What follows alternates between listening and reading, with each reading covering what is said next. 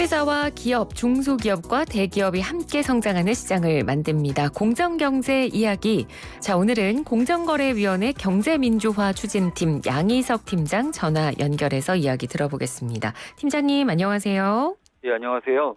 네, 오늘 내용은 아마 저희 코너 제목과 가장 잘 어울리는 내용이 아닐까 싶습니다. 어제 관계부처 합동으로 지난 4년 반 동안 추진됐던 공정경제 성과에 대한 보고대회가 있었는데, 자, 일단 공정경제가 뭔지에 대해서 간략히 좀 설명을 해주시죠. 네. 우선 공정경제가 무엇인지 말씀드리기에 앞서서 경제 민주화에 대해 잠깐 설명드려야 할 것 같은데요. 네. 아마 이 용어는 많이 들어보셨을 겁니다.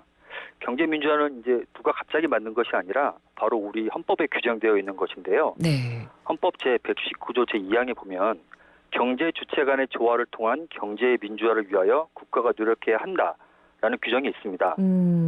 경제 주체 간의 조화라는 것은 이제 간단히 얘기하면은 국민의 일부가 아니라 국민 모두가 함께 성장하고 이제 발전하는 것을 의미하는데요. 이 공정 경제는 바로 경제 민주화라는 헌법적 가치를 실현하기 위해서 추진한 문재인 정부의 구체적인 정책과 과제들을 이제 의미한다고 할 수 있습니다. 그렇군요. 경제 민주화를 실현하기 위한 정책들이 바로 이제 공정경제다라는 건데, 그럼 이 공정경제가 추진된 배경에 대해서도 좀 설명을 해주시죠. 네, 그 공정경제의 추진 배경을 말씀드리면은 소위 기울어진 운동장이라는 말을 많이 들어보셨을 겁니다. 네. 이제 이 말의 유래는 유럽 축구에서 왔는데요. 당시 세계적인 축구 스타가 뛰던 FC 바르셀로나가 너무 잘해서 상대팀 선수들이 푸념을 했습니다. 마치 운동장이 기울어진 것 같다. 이렇게 말했는데, 그러니까 운동장이 기울어지면은 낮은 쪽에 있는 선수들은 애초에 이제 이길 수가 없는 거죠. 그렇죠. 그러니까 우리가 경제 활동을 하는 시장이 이렇게 한쪽에게만 유리하도록 기울어져 있다면 큰 문제가 발생합니다. 흔히들 갑질이라고 표현하는데요.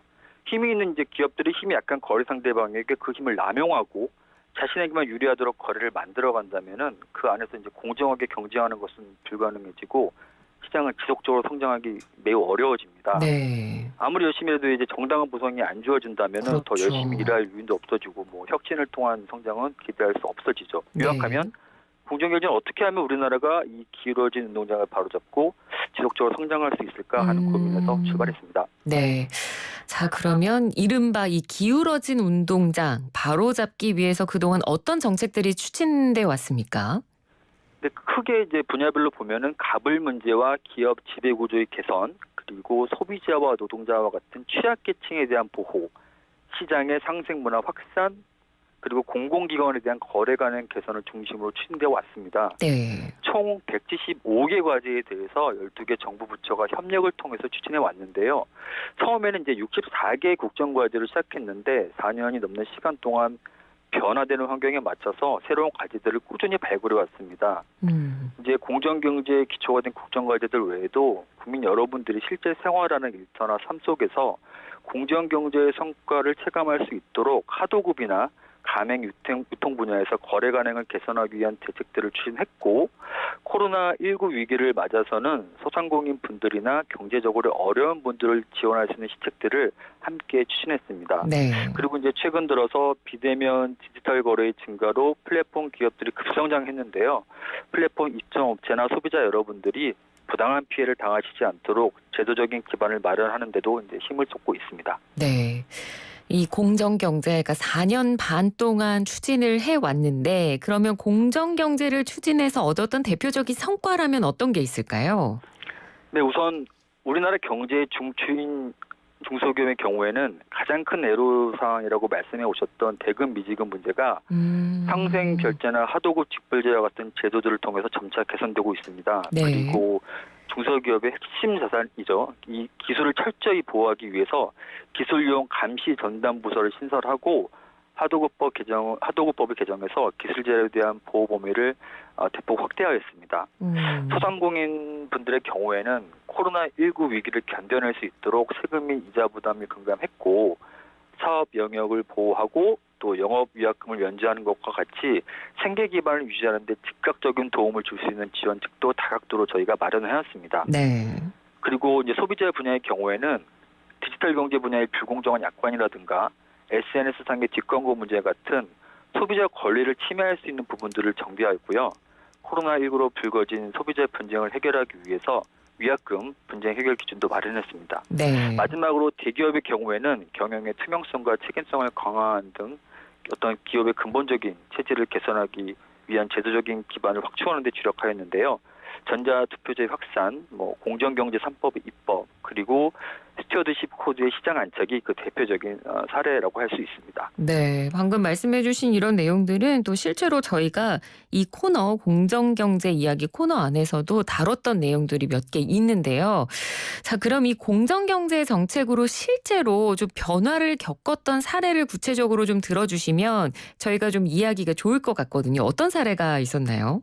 네, 이제 어제 그 공정경제 성과보고대가 열렸는데 네. 그때 이제 중소기업의 대금지금 여건을 개선한 상생결제하고 중소독립기업에게 사업 기회를 제공한 일감 개방, 그리고 중소기업에게 혁신의 기반을 마련해준 기술 나눔이 대표적인 실천 사례로 소개되었습니다. 네. 그 중에서도 특히 급식 분야 중소기업인 LSC푸드는 2018년부터 이마트로부터 급식 일감을 수주했는데요. 그 결과로 종업원이 200명 이상 증가해서 2020년 대한민국 100대 1짜리 으뜸 기업으로 선정되었습니다. 네. 그러니까 일감이 얼마나 기업들에게 소중한지, 그리고 일감을 개방함으로써 우리 중소기업이 얼마나 튼튼해질 수 있는지 알 수 있는 사례였습니다.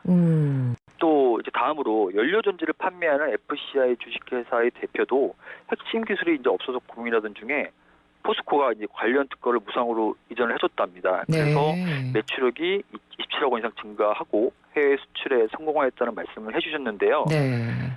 지금 대기업이 이제 중소기업의 기술을 뺏어가는 게 좀 문제가 되고 있는 상황에서 오히려 특허 기술을 나누고 있는 아주 모범적인 사례라고 생각합니다. 네.